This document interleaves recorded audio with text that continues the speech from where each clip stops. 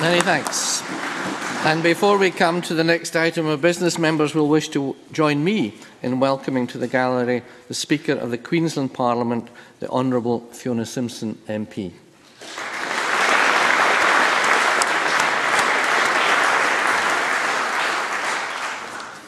And we now move to questions to the First Minister. Question 1, Joanne Lamont. Thank you very much, Deputy Presiding Officer. To ask the First Minister what engagements he has planned for the rest of the day. First Minister. Later today I'll be meeting with Marlon Barnes, the Managing Director of the marketing firm Kira, who I'm delighted to announce are creating up to 200 jobs at a new facility in the city of Glasgow. Now, coming after yesterday's positive employment statistics and last week's sparkling performance and inward investment, despite a number of challenges in a number of areas and companies, and despite austerity from Westminster, this has been a good news week for the Scottish economy. Joanne Lamont. Thank you. Could the First Minister tell us, apart from the pound, the Bank of England, the NHS, the armed forces, the monarchy and the welfare state, what has the United Kingdom ever done for us? First Minister. Well, I think, is that not more of a question for those who advocate the continuing rule from London over the Scottish people?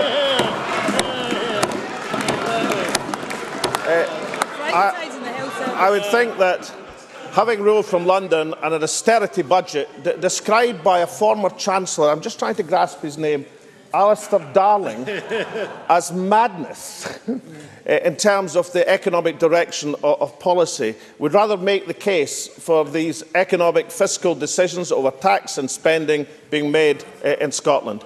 I also think that many people in Scotland would rather like to stay in one of the 190 countries out of 200 in the world who are free of nuclear weapons, as opposed to having the largest concentration of weapons of mass destruction in Europe. Joanne Lamont.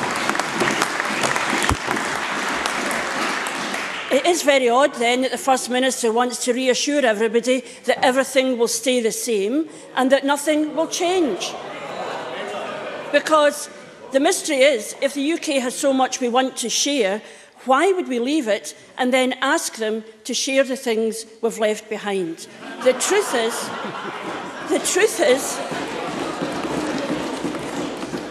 and if they're so monstrous, you wonder why they would want to share these things with us anyway. The truth is, his current plan only weakens Scotland.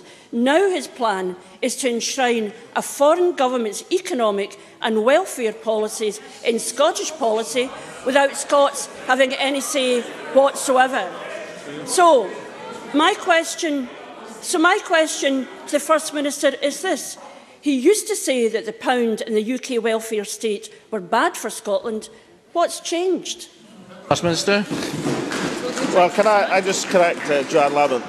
One of the reasons we want to have independence is so we can have social justice for the Scottish people. I noticed that only a few weeks ago Joanne Lamont said if she could be persuaded of that point, then she would support independence. So let's have a go about persuading her of that point. One thing independence will guarantee for the people, that we won't have differential rates of benefits across the United Kingdom. I quote from the Daily Record of the 4th of June, a very reliable source indeed. Scots could get welfare benefits at lower rates than people in wealthy parts of England under plans being worked on by Labour. Shadow Chancellor Ed Balls yesterday raised the idea of a regional cap on welfare, opening the door to variations in a range of social security benefits. So not just will independence free us from the bedroom tax imposed by the Tory party, it will free us from Ed Balls' plans to pay people in Scotland less benefits than wealthy parts of England. Joanne Lamont. First of all, that's not what Ed Balls said, and he knows it perfectly well.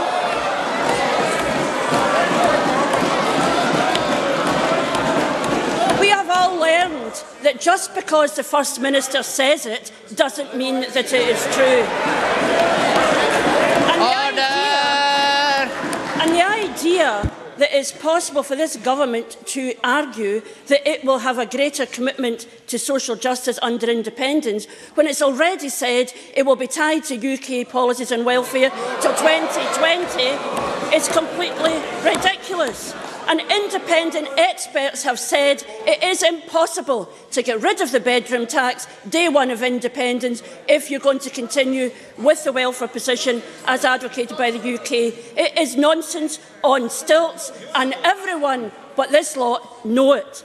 But however, presiding officers, many of us, maybe all too many of us, remember that young nationalist rogue in Westminster who, when the Tory Chancellor Nigel Lawson announced a cut in corporation tax, was expelled from the chamber for calling the budget an obscenity. And now, the all-too-rich irony is that the one thing the First Minister wants control of, the one thing he holds firm to, the one thing he won't shift on is corporation tax.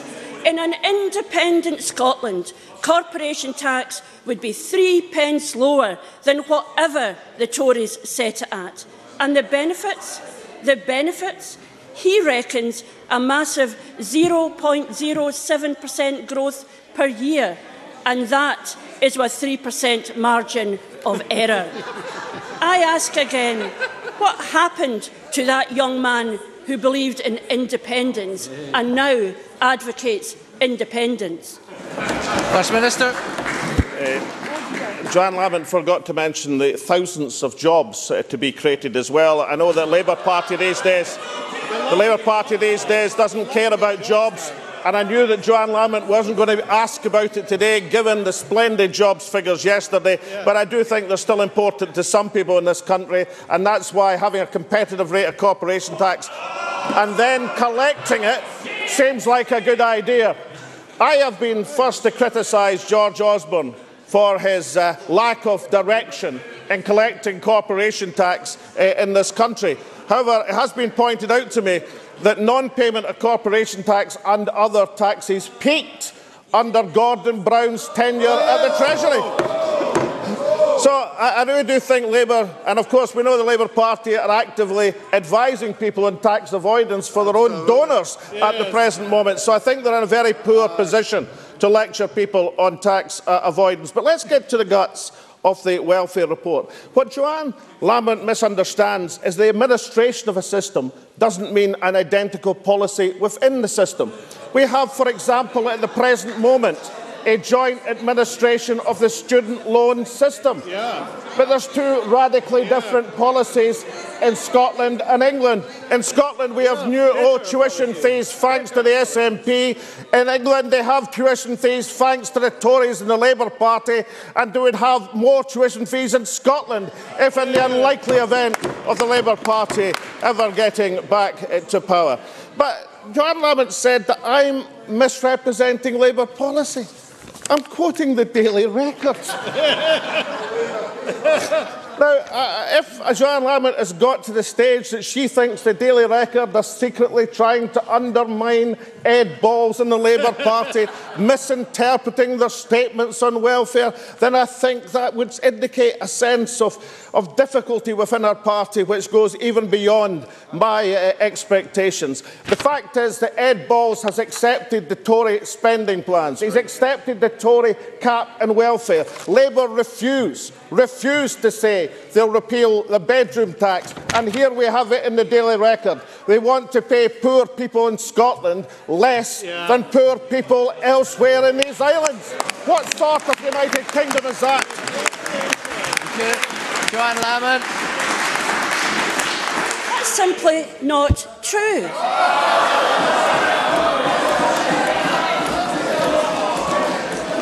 And it's only the First Minister who wants a welfare system which is better, and it's going to be funded by cutting corporation tax by 3 pence more. It's completely ludicrous. It is completely ludicrous. And the fact of the matter, if it wasn't that this was about pensions, people's wages, the future of our children, we could just laugh at that ludicrous response from the First Minister. Well prepared as it was, it did not respond to the challenge at the very heart of his his proposals for an independent Scotland, which is to rely on the goodwill of a state that we said oppresses us and we have to free ourselves from.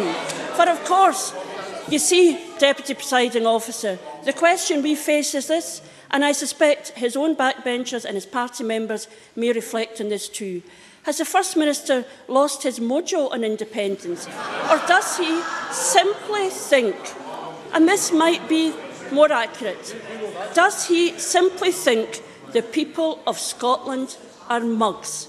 Yep. His plans for the currency, for pensions, for benefits and for jobs and mortgages now all hinge on the goodwill of a country we would just have made a foreign one by voting to leave it. I don't know why you're saying it's rubbish. Your First Minister and your Deputy First Minister have reassured us that that is what would happen after independence. Perhaps SNP backbenchers might want to set up a breakaway group, SNP for Independence. I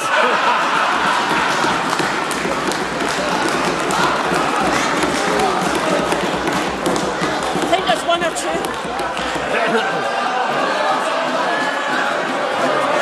Can we have a little bit of calm to allow Ms Lamont to complete her question? Yeah. As we know, the more noisy it is, probably the truer the accusation is. Because the truth is, and the First Minister has acknowledged this, indeed he celebrates it, that the UK would control our currency, our economy and now our pensions. But perhaps he does have another plan he isn't telling us, because it is all too evident that the current plan, is neither independence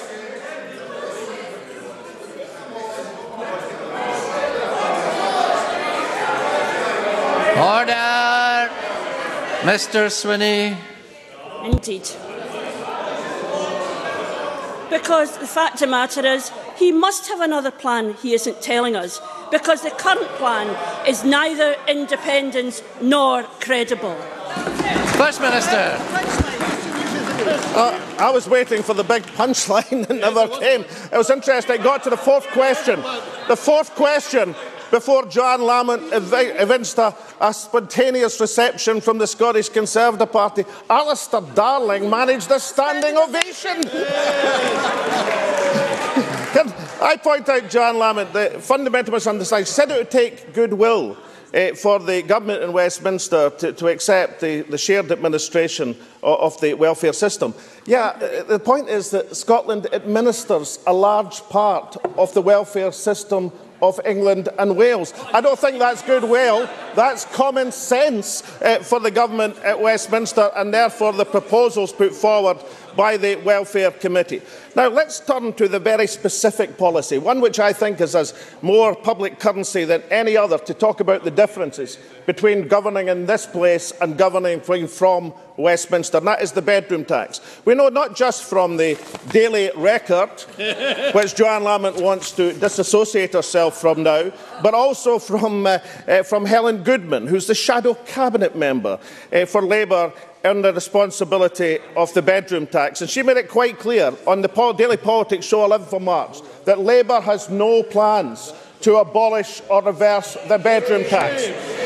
A point exemplified by Ed Balls when he said he would accept the Tories' entire spending plans only this week. In contrast, this government will abolish the bedroom tax if we are elected as the first government of an independent Scotland. And not only will we abolish it, we'll do it in the first year of that independent Scotland.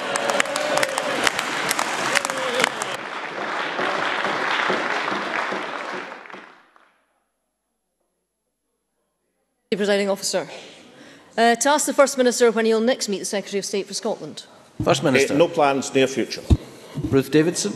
This morning, the Health Secretary, Alex Neil, promised that people who'd been forced to pay thousands of pounds in care costs for relatives with complex care needs that should have been covered by the NHS would be appropriately reimbursed. In 3 years, we've seen the number of people having these care costs supported fall by 27% across Scotland. So can I ask the First Minister, why have relatives of some of the most vulnerable and desperately ill people in this country been denied the support to which they were entitled? First Minister. Well, the guidelines in terms of continuing care in Scotland have been consistent for some time. The updated guidance was issued in 2008. It took account of the good practice recommendations which were put forward by the Scottish Public Service Ombudsman. And what the Health Secretary said, and what I'll repeat, is if any case in which these guidelines haven't been followed, then of course that situation will be rectified. Luckily, because of the passage of the Patient Rights Act, the Patient Advice and Support Services, which is operated by the Scottish Citizens Advice Bureau, the Care Information Scotland line funded by the Scottish Government with a confidential phone line, and access to the Health Board itself, means there are many routes for patients to look and to challenge a position that they think is unjust. But can I just say to Ruth Davidson, yes, of course, if any individual has not had their rights according to the regulations in Scotland, then that case will be looked at and rectified. But I would much rather live in a country where 77,000 people at the present moment have access to free personal and nursing care and are cared for as part of the fabric of the health service than in a country which does not have that advantage for its elderly people. Ruth Davidson. Deputy Presiding Officer, I'm sure that the First Minister isn't conflating continuing healthcare entitlement with free personal care on purpose, knowing as he does that they are separate, and we're not talking about free personal care here. We are talking about the continuous healthcare entitlement. And I'm pleased that the First Minister has acknowledged that the Health Minister held his hands up to the problem today. He did, and I believe that that's a start, and I thank Alec Neil for that. But at one point in his BBC interview, he said that he thought it was only a small number of people affected, and then at another he said he thought we were talking about, and I quote, a few thousand in total. So the truth is surely that nobody knows how many people have been affected by this. And when the Health Minister and the First Minister asked for those affected to come to them, I say that the government needs to be a bit more proactive than that. This First Minister has a responsibility to find out how many people in Scotland caring for critically ill relatives have been handing over thousands of pounds when they shouldn't have been. We need a full audit of every person in every health board who may be affected, either currently or historically, in order to ensure that proper reparations are paid. Will the First Minister order one? First Minister. Can I just, because it's a serious subject for people, so can I just take Ruth Davidson through what actually happens at the present moment?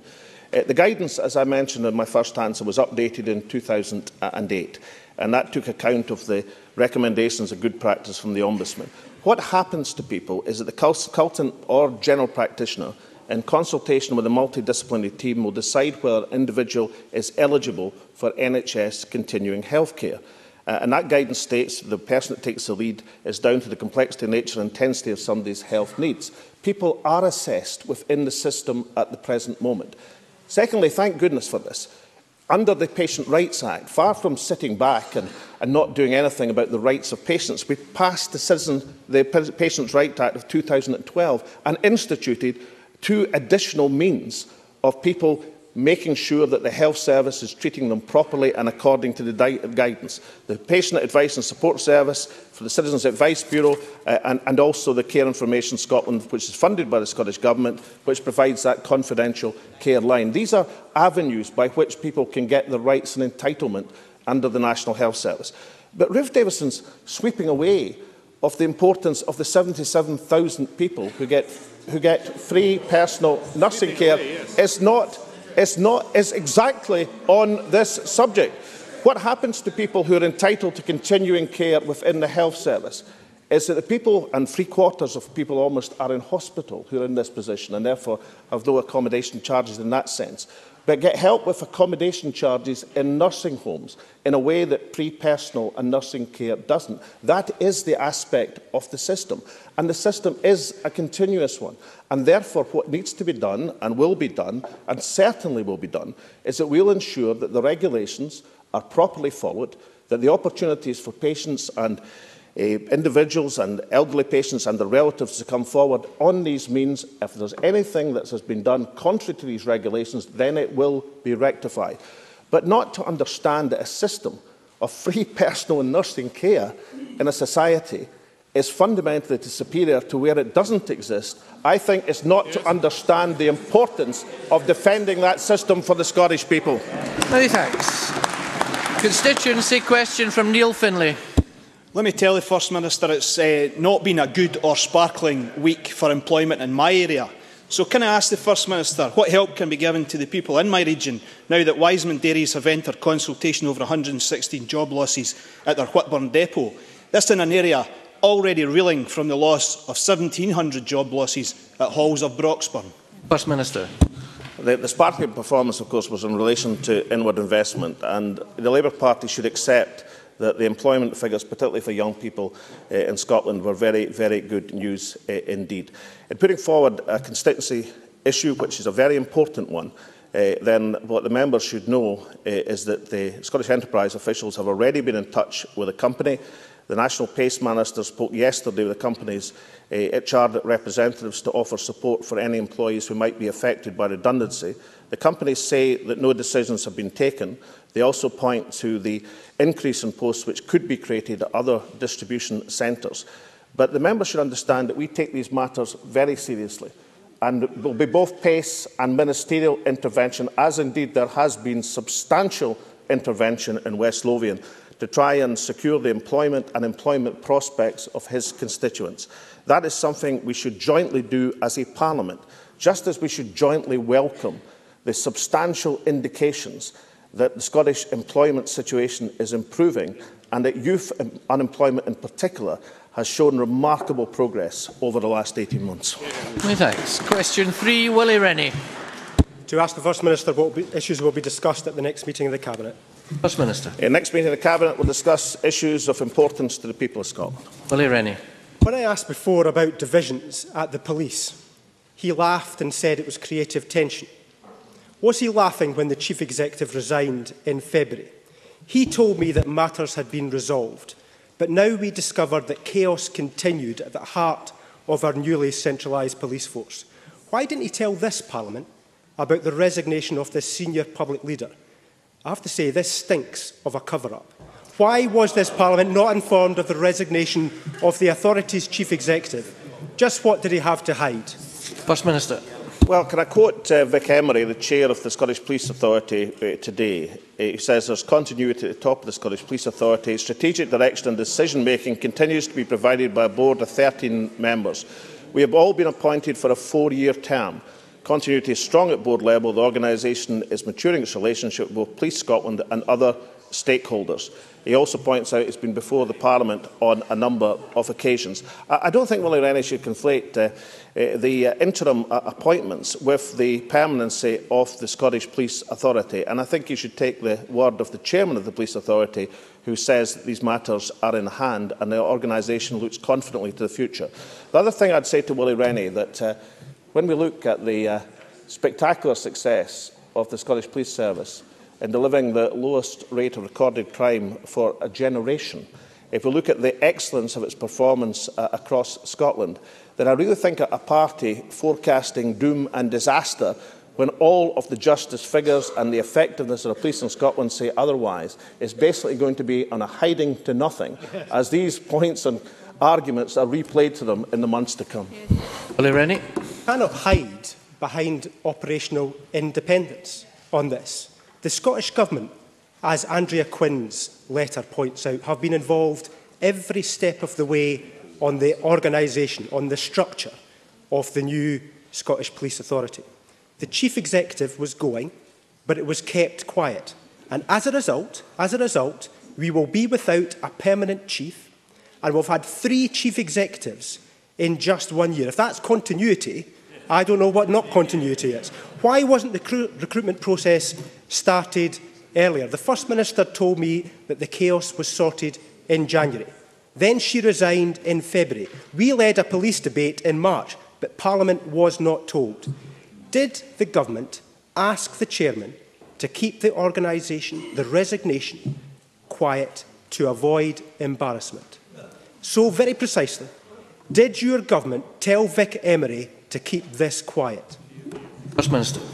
I'm not hiding behind operational independence, but certainly I have no knowledge of anyone in the government suggesting any such thing to Vic Emery. Vic Emery says not, because in his statement today he says that changes in personnel are a feature of most mergers and reform programmes. But the issue of operational independence is actually not something to hide behind. It's something of fundamental importance. The operational independence of the police service is of huge importance in a democratic society, and by definition even more important that the Scottish Police Authority has to have operational independence. But Vic Emery points out in his quote today, by the end of this month he'll have appeared before the Justice Committee on 4 occasions. Then there'll be ample opportunity for Willie Rennie to put any conspiracy theory that comes into his head to the Justice Committee. That's assuming he remembers to turn up this time.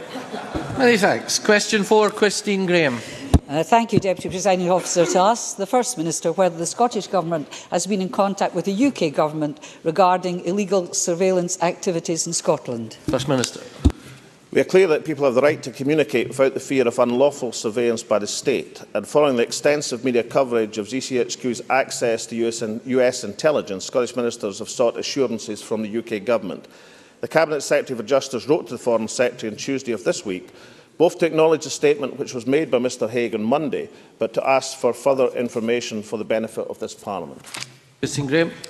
I thank the First Minister for his answer. Can I ask if the reply also from Mr Hague will itself be published? However, what is the current oversight system for surveillance in Scotland, and has there been any consideration of changes to this system in the future? First Minister.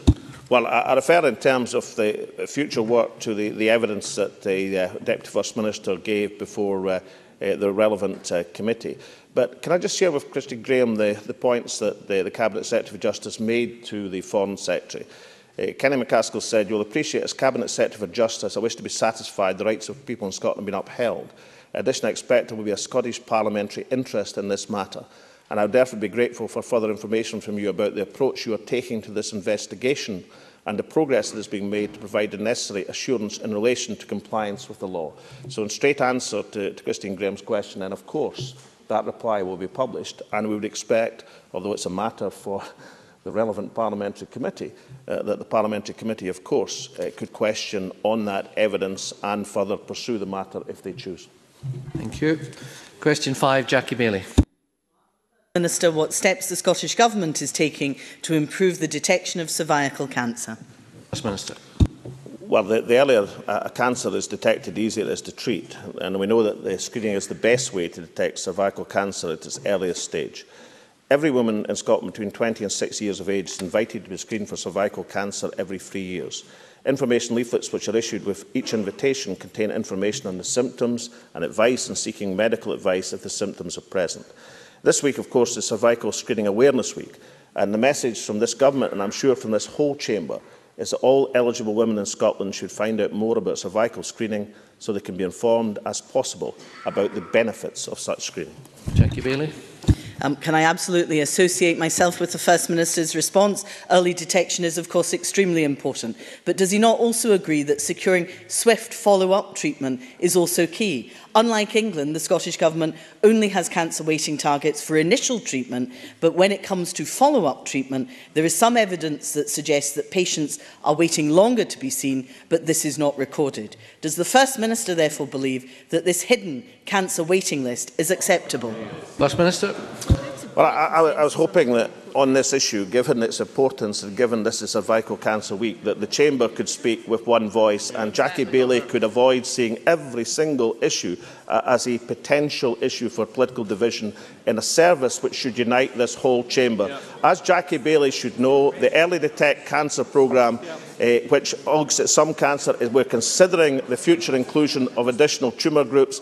There are excellent results in terms of the cancer and treatment waiting times, as Jackie Baillie also knows. And for goodness sake, just for once, let's unite in seeing the importance of this condition and supporting the efforts of those who are putting it forward. Thank you.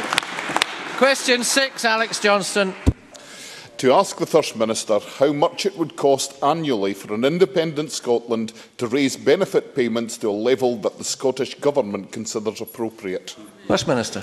Well, as Alex Johnson should know, we've made two specific commitments about changes that we think are necessary in the context of an independent Scotland when this chamber and this parliament gains control over social security. But I do think we should reflect on the changes we've already had to make as a result of the imposition of some of these welfare changes from Westminster.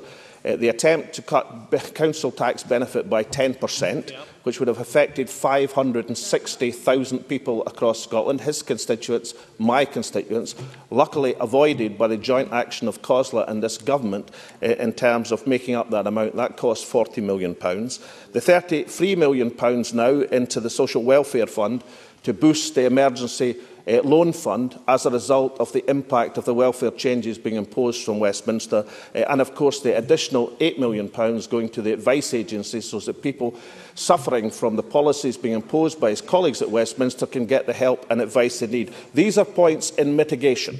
But the two policies we've already announced for an independent Scotland will also offer fairness and justice to the people of Scotland. Alex Johnson.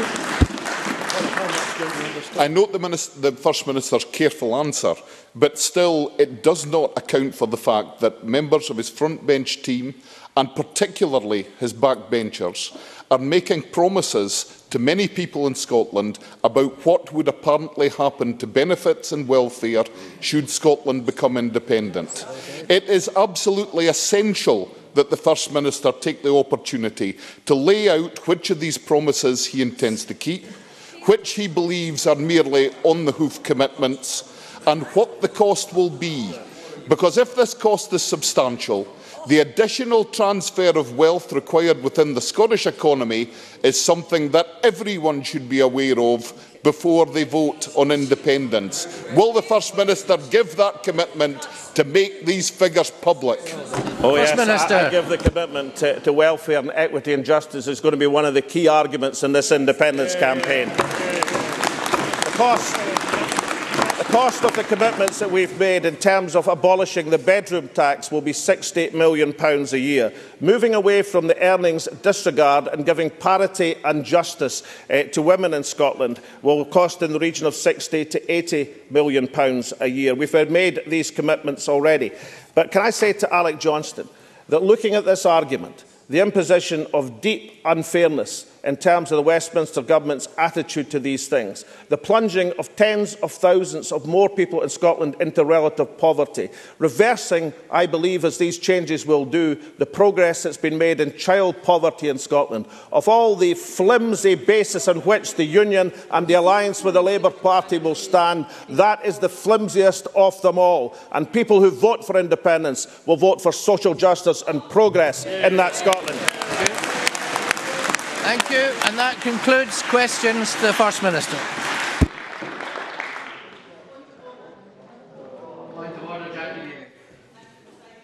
Last week I asked a question about the inappropriate payment of senior staff at the State Hospital. Last week the First Minister told me that on the terms and conditions of the Scottish Pay Reference and Implementation Group in June 2005 and the terms and conditions for State Hospital senior managers in October 2006, I was wrong and everything was fine. He believed it was acceptable for senior managers to pay themselves as much as £7,000 each in back pay whilst the pay of frontline staff was frozen.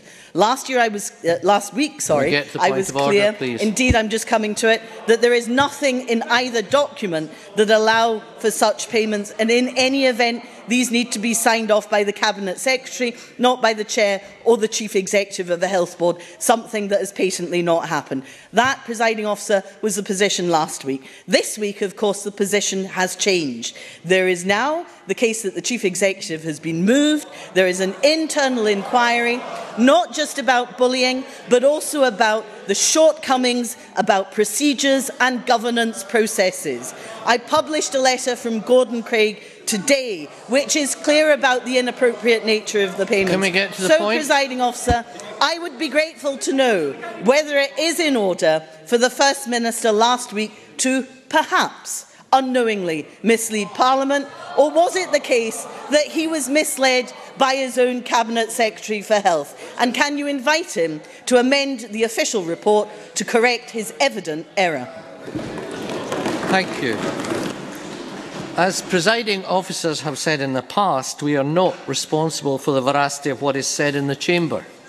The content of the First Minister's responses to questions are matters for the Ministerial Code, and this is therefore not a point of order, as Ms Bailey, I'm sure, is well aware. Margaret MacDonald, point of order.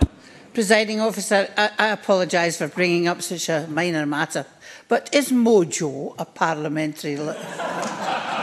As you said, Ms MacDonald, that is a minor matter and not a point of order. Thank you. And before we move to the next item of business, and for the information of members not intending to participate in members' business, the AGM of the CPA Scotland branch is due to get underway at 12:45 in Committee Room 2, and I would encourage all members to attend.